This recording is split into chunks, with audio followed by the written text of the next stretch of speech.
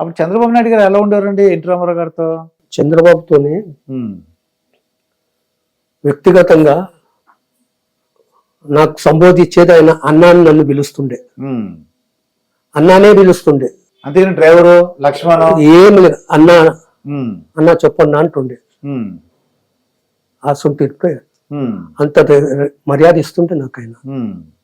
అట్లా ఒకసారి ఇది మొత్తము ఈయన సీఎం అయిపోయాడు, ప్రజలంతా ఇదైపోయారు.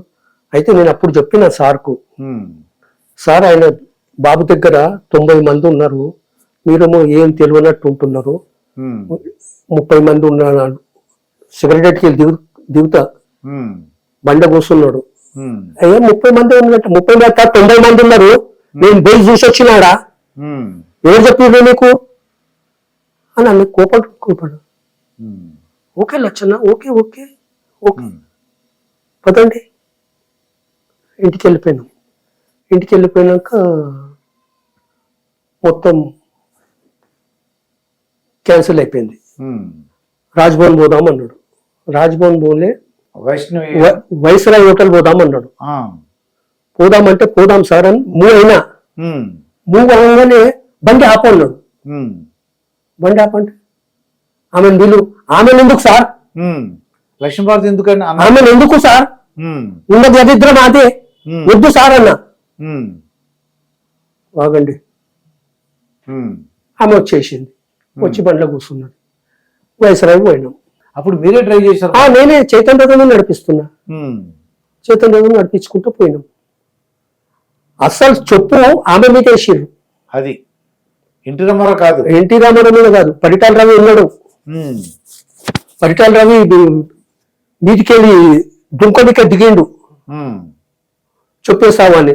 ఒకవా నువ్వేం మాట్లాడుతున్నావు, సార్ మీద పడేస్తారు, ఆమె మీద వేసిర్రు. అగర్ ఈమెను తీసుకపోకుండా ఆమె వస్తుంటుంటే, ఎన్టీ రామారావు వస్తుంటే అందరూ సార్ ఎంబడికి వస్తుంటారు, వచ్చేసేవరే అందరూ. ఈమె తీసుకుపోయింది మొత్తం దరిద్రం చుట్టుకున్నది. ఆవిడ ఇంకోటి వాళ్ళకి మైండ్ లో ఏం పెట్టేసిండు, మీరు పోతే మిమ్మల్ని మొత్తం క్యాన్సిల్ చేసేస్తాడు అందరినీ, మొత్తం ఎమ్మెల్యే అంతా తీసేస్తాడు, మళ్ళా రీఎలక్షన్ అవుతుంది అన్నాడు. ఆడ ఆ బుగులకు అట్లనే ఉన్నాడు. అట్లకెళ్ళే వాళ్ళని పిలుచుకొచ్చుకున్నారు స్పీకర్లు. రామకృష్ణుడు ఫ్లైట్ లా, స్పెషల్ ఫ్లైట్ లో తీసుకొచ్చి పొద్దుగల అయిపోయింది. స్పీకర్ అసెంబ్లీలో తీర్మానం చేసి అయిపోయింది. అయితే అస్సలు సార్కు కోపం ఏడొచ్చిందంటే, సార్ది బరోడాల సార్ ఓన్ పైసా 70 లక్షలు పార్టీ ఫండ్ కింద పెట్టిండు, ఖర్చు పెట్టాలి. అప్పుడు ఏం లేదు కదా సార్, ఈయన ఓన్ పైసనే. అయితే ఇది పార్టీ ఇట్లా అవుతున్నదంటే నన్ను బండి ఇచ్చి, సెక్యూరిటీ ఆయన ఇచ్చి తీసుకురాపో, అమౌంట్ తీసుకురాపో అని చెక్ రాసిండు. ఆ చెక్ రాకపోతే వాడు బెంకోడు ఇయ్యలే, ఇది పార్టీ ఫండ్ అని. అరే పార్టీ ఫండ్ కాదు నైనా, సార్ పైసా ఇది. ఆడ సార్ కోపం వచ్చేసింది, నేను సొంత డబ్బు పెట్టినా, నువ్వు పార్టీ ఫండ్ అంటావు. సార్లు కలవడానికి వచ్చింటే సార్ కలవలే, తిట్టి ఎలగొట్టేసిండు. ఎలగొట్టినప్పుడు నా దగ్గర వచ్చి, అన్నా నువ్వు ఇక్కడనే ఉండు, సార్ నువ్వు చూసుకో, తెలిసిందా, ఏమన్నా ఉంటే నువ్వు నాకు చెప్పు.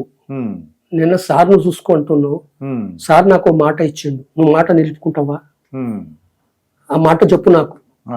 నువ్వు నిలుపుకుంటా అంటే నేను చేస్తా సార్ దగ్గర, లేకపోతే డిపార్ట్మెంట్కి వెళ్ళిపోతా.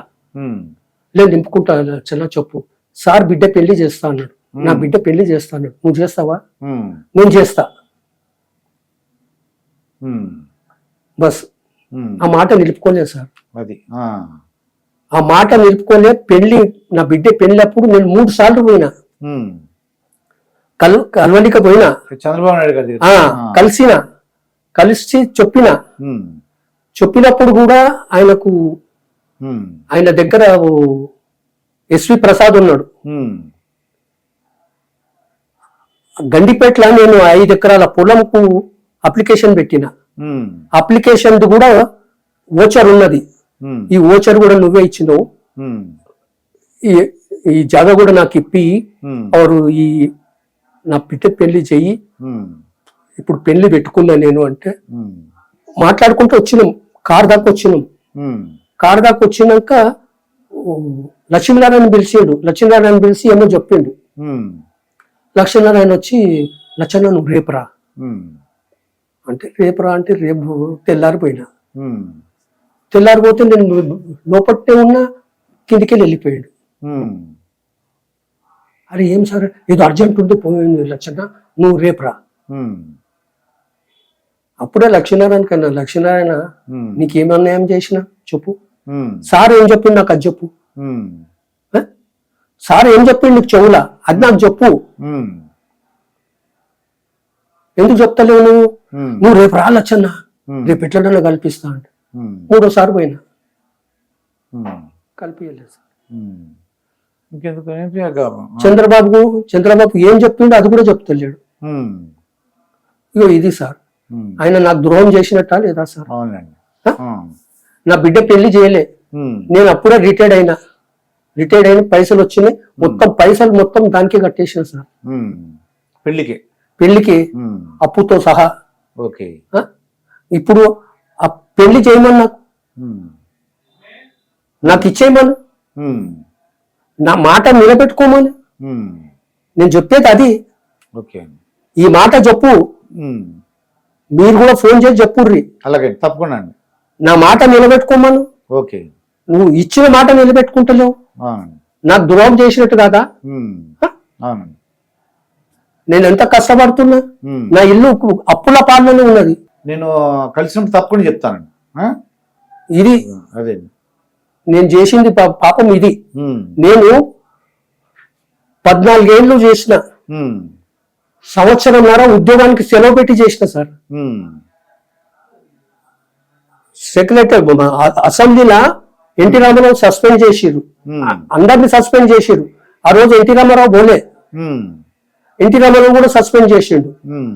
నేను నిన్న అసెంబ్లీ పోలే కదా, నన్ను ఎందుకు సస్పెండ్ చేస్తారు అంటే అందరినీ కట్టగట్టి చేసిండు సార్ అన్న. సరే నువ్వు బండి ఇచ్చేసేయి, సెలవు పెట్టి రా అన్నాడు. అప్పుడు ఈయన కూడా ఆజ్ఞ ఉన్నాడు, లచ్చన్న నువ్వు సెలవు పెట్టి రా అన్నాడు. నువ్వేం చెప్పేది నేను ముందే చెప్పిన లచ్చన్నకు, నేను బండి ఇచ్చేసి సెలవు పెట్టి చేసిన సార్ 1,00,000 సంవత్సరంన్నర అది సార్ దగ్గర ఉండిపోయారు. అట్లనే ఉండిపోయినా. ఇంత కూడా మర్యాద లేదా నాకు? మీ పార్లమెంట్ అసెంబ్లీలో కూడా నువ్వు మాట్లాడినావు కదా, అసెంబ్లీలో కూడా మా పేరు ఎత్తిండు, లచ్చన్న అడుగుర్రి గవర్నమెంట్ ఎట్లా నడుస్తుంది అంటే ఆ చాలకుడు మంచి నడిపిస్తున్నాడు అని నేను అసెంబ్లీలో రికార్డులో ఉన్నాను, నా పేరు లచ్చన్న అన్నాడు. ఓకే, నేను చూస్తానండి. అది ఏం సార్, ఎంత అన్యాయము. ఇప్పటికన్నా నాకు సహాయం చేయమని సార్ నేను చెప్తానండి. అలాగే.